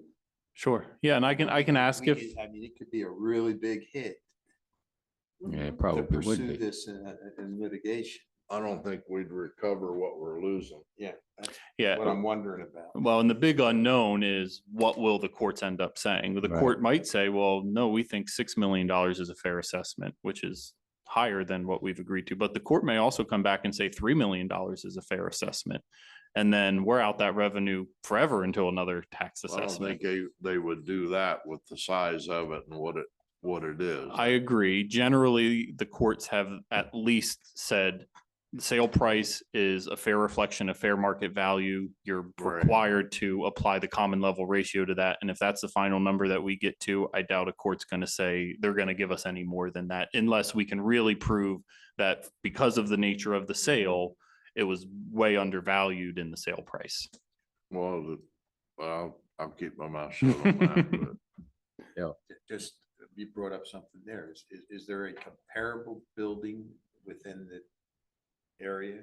that- I can ask if we can get a know, copy of the so, I mean, assessment and it would be if- in there. We may be dreaming if we think it's gonna be assessed a lot better if we find other buildings that are, the same, that are similar or less. even. I like that idea. Yeah, I'd love to see the assessment that they Nope. used. I would love that. Mhm. Thank you. Yeah, Good absolutely. one, Bill. And just for your guys' knowledge for future conversations, if the county doesn't do a countywide reassessment, as I said, the taxing bodies have the right to appeal assessments. They have to do that in a very specific way because you can't do spot reassessments. We can't say, hey, everybody in Beech Creek today, we're going to appeal your assessment so we can see what it is. right. But there are specific school districts and municipalities who take the sale properties, apply the common level ratio, and anything that's under a certain percent, they will appeal. It's very politically unpopular, to be fair. Lots of school districts have tried to do it, got pushed back, stepped away. But it's the only way for the school district, in the absence of a countywide reassessment, to try to keep those numbers as close to the center as possible. Because if you just say, here's all the assessments, everybody that's too high, appeal it, we'll lower you, but everybody that's too low, we'll keep you too low. That obviously is harmful to the taxing bodies. Well, there's businesses I know in Clinton County that are valued at X amount of dollars that have quadrupled what they're worth. But they're still paying the lower amount. Right. The assessment. Yes. That's a good example, Chris. Well, I'm sure if the county didn't feel that this was in everybody's best interest, this wouldn't be recommended. So they're the ones that, like you said, are the experts at the assessments in that. So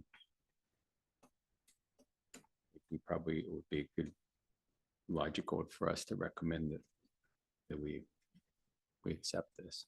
Well, can you get us a copy of that assessment? so we Yeah, can I'll see? certainly ask the county for it. Yep, I'd appreciate it. Yeah, absolutely. Thank you. Thank All you, right, Nick. thanks, Nick. You're welcome. Thanks, Nick. You're welcome. Last item on the agenda, Joni was going to give us a final 24-25 budget update. I have to use the But We're restroom. going to the big screen. Can we just have a 6-minute break so I can use the restroom, please? Sure, if everybody's, no, unless, I I don't know. could use a break too. right. So- Yeah, I think we could do that. Take a Thank you. couple minutes. Stretch our legs. Please, for a minute.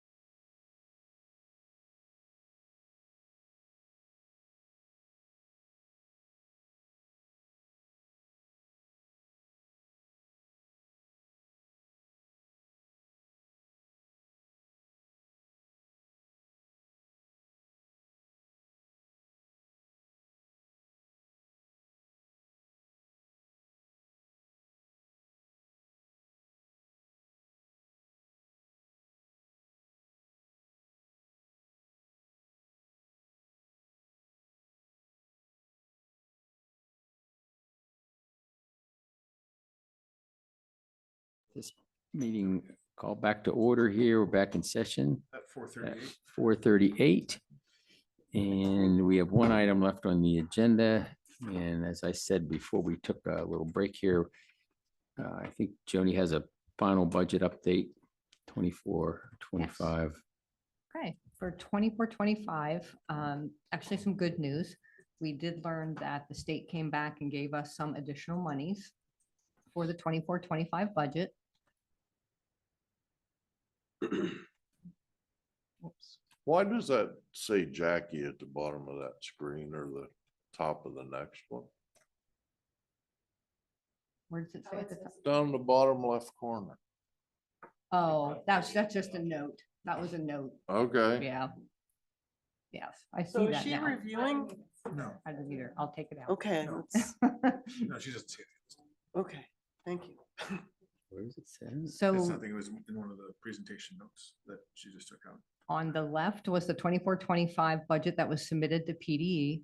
And as you recall, there was the shortfall of about 417,000.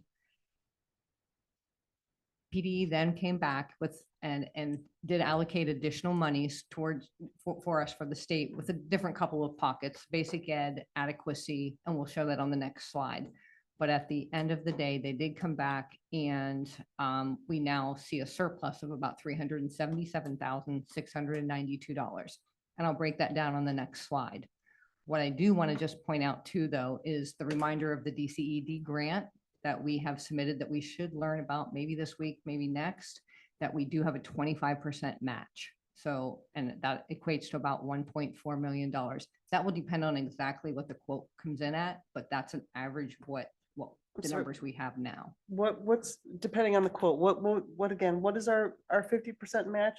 25% match, 25%, which Mhm. equates to how much money? 1.430. Right there at the Yeah, bottom. it's- 1.43, okay. Yeah, it's on the bottom of the screen. Oh. That's okay. Sorry, That's okay. I'm just listening too much. I won't listen anymore. I'll That's just read. okay. I just wanted to make sure we're all aware. No, thank The you. numbers look good, but we just want to keep in the back of our mind that we did commit to the 25% match if we would receive the grant monies. So the breakdown of the additional revenue was with basic ed subsidy. The increase was 478,385, which was a 2% increase from last year. I will tell you though, I did actually budget the majority of that. The amount I didn't was $28,717. So I did add a portion of that, a larger portion of that into the budget already. So the only additional money to the budget for that amount of money for that increase was $28,717. The next pot of money was the Ready to Learn adequacy subsidy. This is where the fair funding kicks in, that the state said, okay, who isn't adequately funded? So what they did was they did a calculation, and there's two steps to this, receiving money. What they did was they took your current expenses Mhm. and they divided by the weighted student count. Mhm. And that number for us was $13,349. Per student. Yes. Okay. If that number was under 14,120, which ours was, then you receive grant money or you receive this adequacy money. Meaning we are not adequately funded. And so then they take that times your weighted student count and you came up with the $489,536 additional dollars. That was step one. Step two of this monies was there's consideration to the amount of that funding that could possibly be reduced or eliminated based upon your local effort rate. And that is where they look at your county, and what they did was they took 33%, a 33rd percentile, and a 66th percentile, okay? 33rd and 66, this is what the state is doing. If your local effort rate, and they're saying the 33rd percentile is 1.27%. If you did not tax, if you taxed below that rate, the 1.27, then you will not receive any money. If you taxed above the 66th percentile, you Oh, I will see not what they receive did. any money. I follow that. Got it? Yeah, So because you're under saying- third- yep. Under third, they're saying, school Got it. district, you haven't done your part at your local effort rate. And if you're below the 1.31 or the 33rd percent, we're taking your money because you need to go out and do your part as your local tax. If you're over the 66, you don't need any money because you've already done your part over the 66. So I want to kind of just show. So show where you are what that we? is. We are at 1.31%. 1.27 was the cutoff. We're at 1.31. So I want you to bear in mind that if we had been under the 1.27, then we would have either had been totally eliminated or would have seen a reduction in that amount of money. Joni, just for future reference, Mhm. if they do this again, Mhm. do you know right now, or let us know? Mhm. Now, did they take a 1-year snapshot of our finances, a 5-year snapshot, 10-year snapshot? That's, 1 year snapshot. oh, that's not fair. Wow, that is totally not But fair. they'll keep moving that year up every year. But that's not fair. That is just totally, how can you base everything, if you've been a district since the 70s, on 1 year? This is where your legislation comes involved. And this is the same thing with saying back to the taxpayers, you have to contribute. So we're putting this local effort rate on every school district, and we're giving you that rate based upon a calculation. So the legislators they go look. And so that's where it does matter.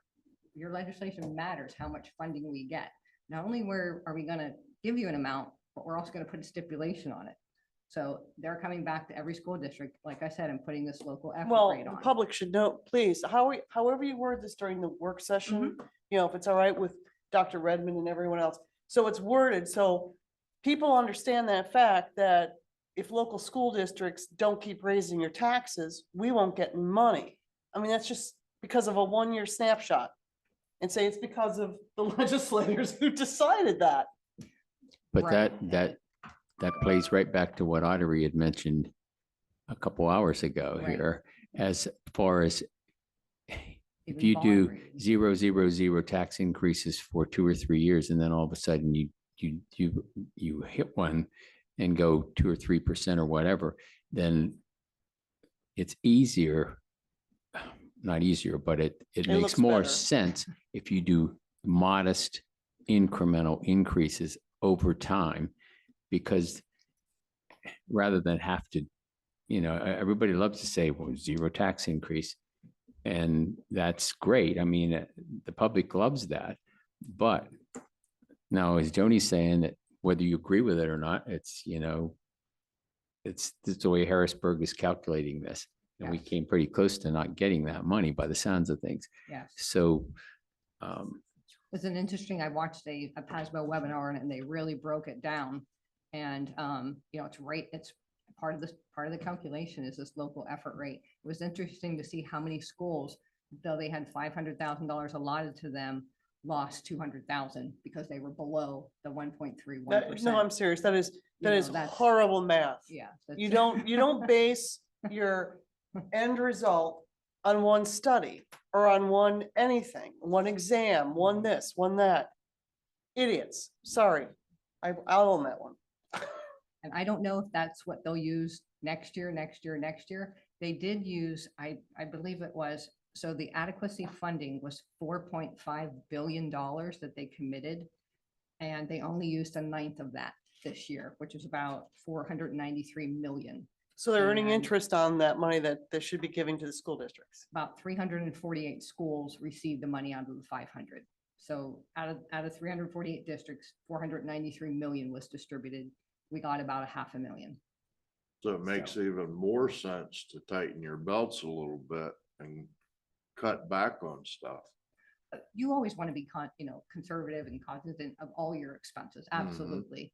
But it was interesting to see that, they are looking at how you are also producing revenue in your district. Right. So I just wanted to make that a point. I thought that was interesting, just because they say it's this number, you have to understand what part 2 is as well. I appreciate- Luckily, we are at over the 1.27%, the 33rd percentile, and we got to keep all of our adequacy funding. In addition to that, we did receive about a 4.2% increase with special ed, and that increase equated to about $168,000, $817. Doesn't even come close to what your expenditures are for special ed, but we'll take what we can get. You see career and tech, an 11% increase, and that equated to $108,285. So the total additional revenue to the budget was $794,745. That's, please, so the budget that the board approved last June, Mhm, that final number sitting at the bottom that they said they were gonna spend, mhm. this money is on top of what they said they were gonna spend. When you say spend, we are receiving This is additional what we're money. receiving more than we budgeted. Well, for. that's what I'm saying. The final budget that we approved Mhm, in June, mhm. whatever it was, 83.2 million or whatever that. Where's, oh my God, wait, 88 million, Mhm. $781? Okay, Mhm. So your So- expenditures are going to stay the same. We just have an increase in revenue. so they adopted a balanced, the school board adopted a balanced budget. Okay, so now this doesn't go. All right, so my question is, Mhm. when will the district see this money? And then who dictates, who states, who discusses where this money is gonna go? So Well, we don't have another tax increase. keep in mind this local effort rate Mm. and the bond rating, they take into consideration your local revenues. I'm pointing out what is part of the calculation. But there are times when, we don't need to discuss this now, but there are times when just to get money, you tax more to your local community members, doesn't. If you do a small tax decrease every year or every other year, that is much more easy to swallow and Right. manage than doing Agreed. no agreement or no tax increases for 4 or 5 years Right. and then one big hit. A total And So revenue. it's smarter to do it Right. small. Because Right, whatever- however, wait, That's let me- exactly what let me I was saying. rebalance. Mhm. I like a rainy day fund, okay? I don't like when all of a sudden, oh, wow, I have an extra $100 in my checking account. I'm gonna go out and buy a new pair of shoes. No, you take the $100 and you put it in a savings account, okay? So I just want to let the other board members know, unless there's a catastrophic something, invest the money, make interest on it. so they're going to tell us how we spend the adequacy funding. Oh, And I think it's very wide from what I Okay, understand well, now. It's that- very wide array of expenses. do you have It's- any idea when that's gonna be announced? I actually have a PASBO meeting, webinar tomorrow to All right, discuss. I can't wait to see the list. Yeah. Please, Yeah. Joni. Yep. All right, so I don't need to see any, thank you. That's all I need to, great. Jeff, Okay. Bill. just, again, I'm not great at this stuff. To me, this suggests that it means we have to deplete our reserve fund by less money. Is that correct? No, you're Mm-mm. saying deplete our reserve Well, I fund? mean, to make our budget balanced, I thought we were moving money out of a fund. I may have the wrong term. I'm sure I have the wrong term for it. But like revenues, assets that we had that we. Balance. If I may, Fund balance. You're in talking- the budget that the board approved, we had a shortfall of $417,053. Right. With this Which is additional right revenue, we there. no longer have a shortfall. We have a surplus. So Now we have a don't to surplus of take money out of our unassigned $377,000. fund balance to. And make that, up the okay, difference. thank you. The Yes. unassigned fund, that's. Yes. what We I do was not driving have at. to hit our In fund fact, we're balance gonna now. have some Yes. extra money that we can deal with in the future. Yes. Right, Which after is- we find which- out what we can and cannot use the money We'll for. have 377,692 extra. Which is again, to go back is to what good. Audrey said earlier, if you don't have to hit your fund balance, that works in our favor whenever with the Right. bond market Yes. and our interest rate that we're going to end up paying, because since we didn't have Mhm. to use up any of the reserves. So I think that this is really, really good This news. is great news. It's a start. This That is one, great that news, one yeah. year though, I'm letting it go right now. So here's my next question. You know how there are certain pools of revenue that come into the district, Sugar Valley Charter School automatically gets a percentage of. This is not part of that program, right? Is it, so I'm not sure, I want Oh, to make sure I okay. understand So your I question. think I understand your question. Thank you. It depends on how we budget this. Okay, Well, it depends on how they tell us Well, right. we're and going to that- yeah, spend it. Yep. And I believe, so speaking of that, I can tell you this, one of the ways we can spend this money was against charter school and cyber school expenses. I do remember that. You're allowed to use this adequacy funding to To just, Offset the offset costs. Oh, that's your great. charter. I do remember that was one of the, which I thought was really interesting, you know? Well, It's shocking is what it is. Yes, you are actually They are allowed you're allowed to use it allowed for to that. do that, yes. well, one that's, thing I found really interesting was she made the comment earlier about getting kids to come from cyber school back Mhm. to the school. yeah, I think a big problem with that and a big way to start addressing that is get rid of the bullies and the kids causing problem in school, put them in cyber school and make it safe enough that those kids that left because of the bullying come back. We did it backwards. The bullies stayed here and ran everybody off. And now we have the big influx of people in cyber school or charter school. We need to draw them back, but to do that, we got to get rid of the problems. That's where they should be in the cyber schools. so are you thinking maybe a portion of this should go towards that initiative? Is that? I'm not sure yet. It Okay, just, okay. All right, we're getting off Yeah. topic here. So go ahead, Joe. Oh, I was just, this is the last slide, but I did want to show you because where exactly the local, what percentage the local sources come from. 44% comes from your local sources. That's your real estate, your tax, all your local taxes. Your state sources are all your subsidies, all your state subsidies, your basic ed, your special ed, your CTE funding.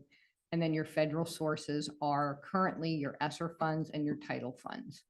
Next year, you're going to see that federal source drop to probably less than 2% because ESSER funds will be gone. mhm. Title funds are down about $20,000. We keep seeing a decrease of title funds every year. State sources have actually have been on the rise a little bit. It used to be that local sources was our biggest percentage Mhm. of I remember. income. Do you remember that? Oh, yeah. But state sources have actually dramatically rose. Aren't they holding the title funds? Like a carrot in front of you, you do what we say, Yes. or we'll take that money?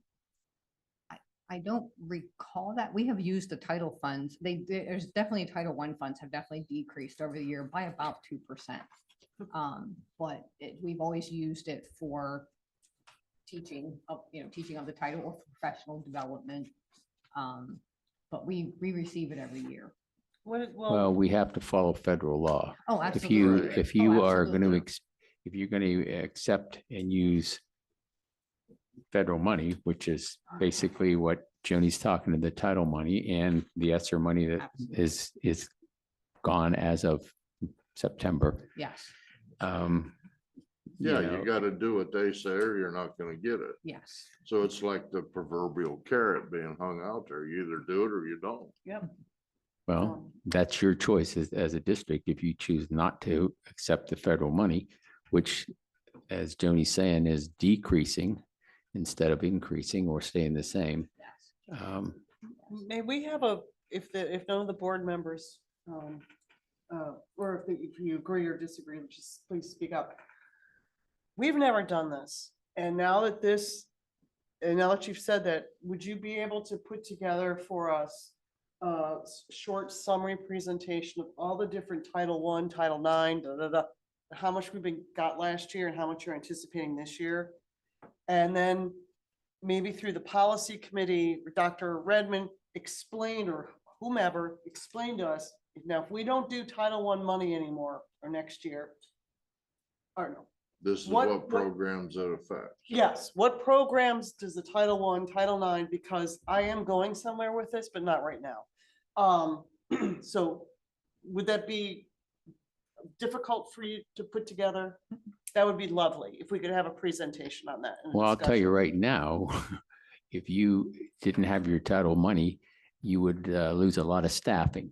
And It's all I'm staffing. talking, Well, but we've never Yeah. had that. So I think I know where you're going with this, and I just, I don't know that you want to get down that road because you're going to be losing staff if you start to. No, that's actually not where my concept is so raw, I'm not even waste your time with it. But I think it's gonna be very helpful. We don't all know the same answers. Public definitely doesn't know. That would be really helpful. It'd be Okay, nice to know what funds are what, just because I've never been an administrator. Just so Well- I know what's what, a little more understanding of how it works. No, that's fine. I mean, I don't think there's anything wrong with that. I mean, but it basically goes mainly for staffing and But for the breakdown of all the local taxes every month on the board meeting, part of our revenue expense reports Mhm. does break out all the local, state and federal resource, sources. right. Okay, that is actually the end of the slide. okay.